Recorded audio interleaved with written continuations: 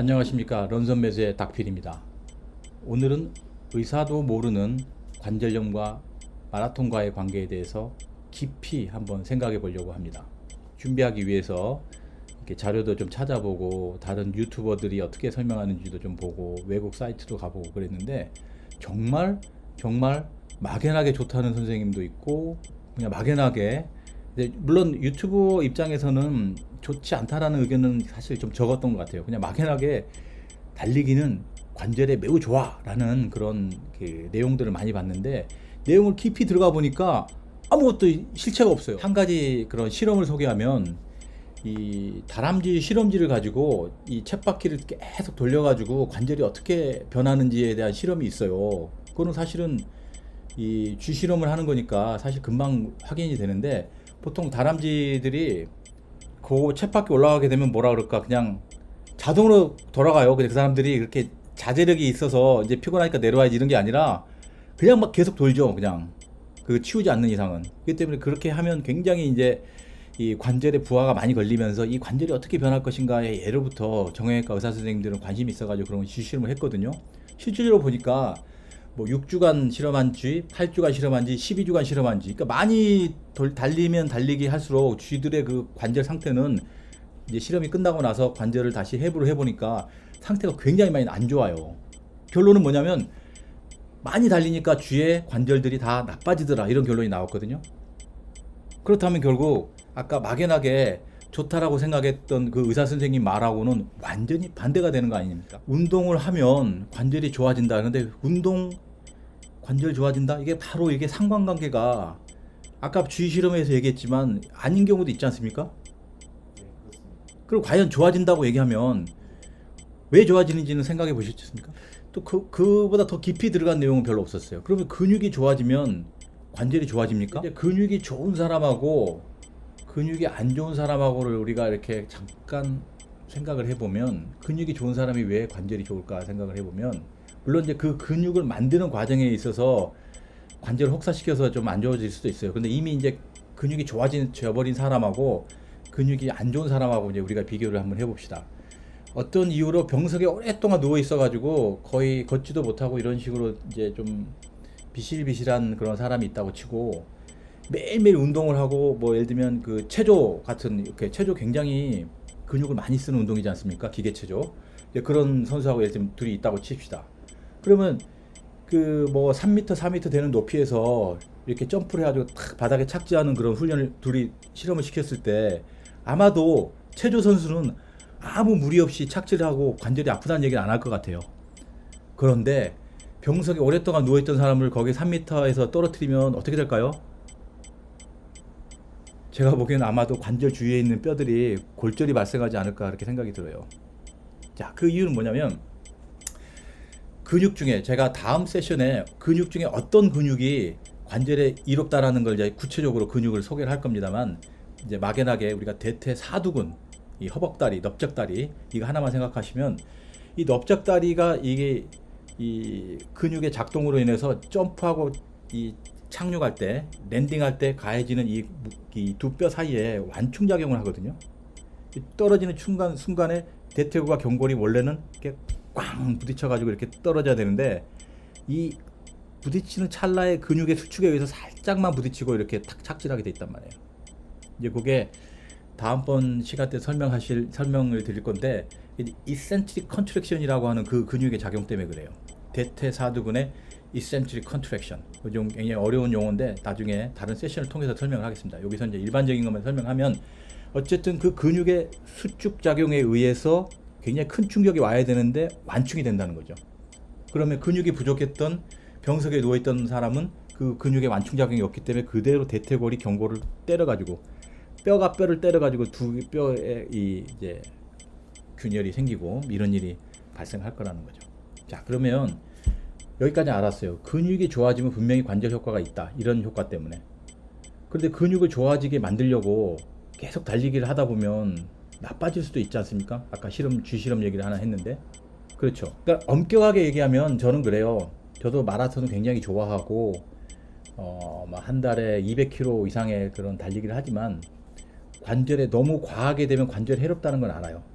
일부 제 주위에 선생님들 많이 달려도 관절이 해롭지 않다라고 본인이 그렇게 강력하게 주장하시는 분도 있거든요. 저는 이 주실험을 가지고서 분명히 그렇지 않다라고 얘기를 해요. 마라톤 너무 사랑하다 보니까 그렇게 이제 주장을 하시는 건데, 그래서 적정한 그런 이 관절 로딩이 필요하고, 그래서 마일리지라는 그런 개념이 필요해요. 근육이 더 좋아지면서 사실 관절을 보호할 수 있다고 진짜 우리가 생각하면 달리기보다는 오히려 사이클링이 더 나을 수도 있어요. 또는 수영이 더 나을 수 있어요. 무릎에는 수영은 사실 많이 하다 보면 어깨에 또 부상이 많이 생기는데, 이 무릎만 보자 보면 어떻게 보면 사이클링 또는 스위밍, 이게 훨씬 더 나을 수 있어요, 달리기보다. 그러나 달리기의 좋은 점은 한 가지 더 얘기하시다 보면, 이 관절 연골이 받아먹는 그런 영양 성분하고 관계가 있어서 제가 달리기를 감히 관절에 가장 좋을 수 있다라는 운동을 추천하는 겁니다. 관절 연골은 어떻게 영양분을 먹고 사는지 아세요? 관절 연골이라고 하는 거는 이제 이게 우리 닭고기 같은 거 우리 먹을 때 보면 이렇게 뼈 밑에 이렇게 하얀 부분으로 밑바닥에 이렇게 코팅되어 있는 부분이 있을 거예요. 그게 바로 연골 부분이에요. 그거는 이렇게 손톱으로 긁어도 긁힐 정도로 굉장히 섬세하고 예민해요. 뼈는 이렇게 손톱으로 긁으면 안 긁어지거든요. 근데 그거는 이렇게 긁어보면 이렇게 긁혀요. 그만큼 이렇게 민감하고 예민한 건데, 우리가 근육과 뼈는 혈관이라는 그런 경로를 통해서 영양분을 받는 거예요. 그래서 좋은 근육, 좋은 뼈는 보면 혈관들이 많이 발달돼 있어요. 우리 보디빌더들 보시면 혈관들이 막 거미줄처럼 굉장히 어마어마하게 발달돼 있다는 걸 아실 거예요. 그런데 운동 안 하시는 분들 보면 혈관이 없어요. 보면 자세히 봐야지 뭐 혈관이 하나 보일까 말까. 실제로 혈관이 없어요. 그래서 이제 운동을 하면 근육도 좋아지지만 근육을 영양분을 주기 위한 혈관도 좋아지는 거예요. 그런데 연골은 혈관이 없어요. 몰랐죠? 우리 몸에 혈관이 없는 부분이 몇 개 있어요. 예. 눈에도 이렇게 있고. 혈관이 없는 부분은 과연 어떻게 영양분을 먹고 살까? 예. 굉장히 궁금하죠. 그게 바로 지금 달리기의 비밀이 있는 거예요. 자, 우리가 스펀지에 물을 적셔가지고 바닥에다가 탁 내치면 이 바닥과 부딪히는 순간 물이 바깥으로 촥 딸려 나갔다가 어느 일정 부분은 조금 있으면 다시 샥 빨아들이거든요. 스펀지가 다시 납작해졌다가 스펀지가 다시 원상복원으로 되면서 다시 자기가 뿌렸던 물들을 빨아들이기 시작해요. 그러고 나면 일부 물은 남아 있겠죠. 그러나 다시 스펀지가 빨아들인 물이 있단 말이에요. 그런 확산작용에 의해서, 신선한 충격에 의한 확산작용에 의해서 연골은 그 영양분을 받아 먹고 사는 거예요. 그러면 관절액이라고 원래 정상적으로 이 뼈와 뼈 사이에 있는 관절 안에는 소량의 액체가 들어가 있어요. 뭐 2cc, 3cc 얘기하는데 아주 소량의 액체가 이렇게 조금씩 묻어 있는데, 이게 관절에 신선한 충격을 줄 때마다 물이 찌그러들었다가 다시 연골 속으로 쏙 들어가고, 또 물이 물러주면 찌그러졌다가 연골 속으로 쏙 들어가고, 이런 작용에 의해서 연골 안으로 영양분이 자꾸 들어가는 거예요.